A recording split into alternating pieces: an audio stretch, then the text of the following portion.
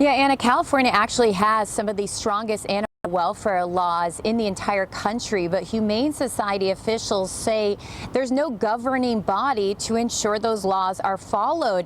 And that lack of oversight makes problems grow to the point where animals wind up in crisis. The case at Villa Chardonnay and Julian is one local animal advocates say should never happen again.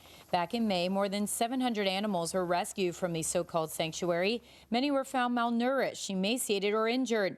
Some were so severely neglected they had to be euthanized. Yeah, we've had so many cases that really are heartbreaking. Gary Weitzman, president and CEO of the San Diego Humane Society, says local agencies work hard to enforce animal welfare laws, but with limited resources, critical problems can be missed. He also points out that rescue organizations often operate across county lines, yet no single state agency tracks licensing, inspections, or complaints. It does not exist in California, which boggles the mind because we are the most progressive place in the country for animals, and yet we have no oversight authority to actually recognize that. How we doing?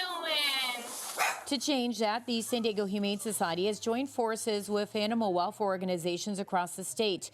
Next week, members of the coalition will be in Sacramento to push for a centralized Bureau of Companion Animal Welfare within the California Department of Food and Agriculture. The state would actually be making sure that everybody is on an equal playing field, which is where we all should be.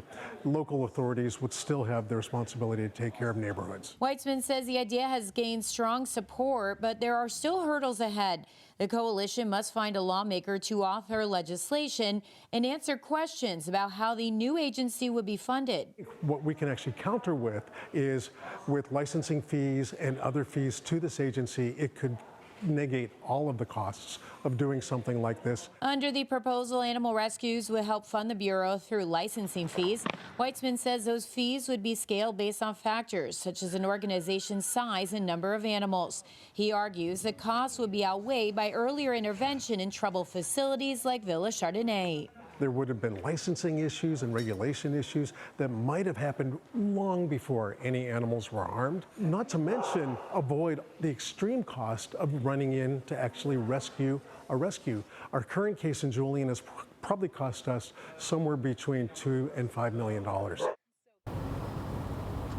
And that number continues to grow on top of the costs the Humane Society already endures. Now, Weitzman tells me similar regulatory bodies already exist in over 30 states, but California isn't one of them. Anna?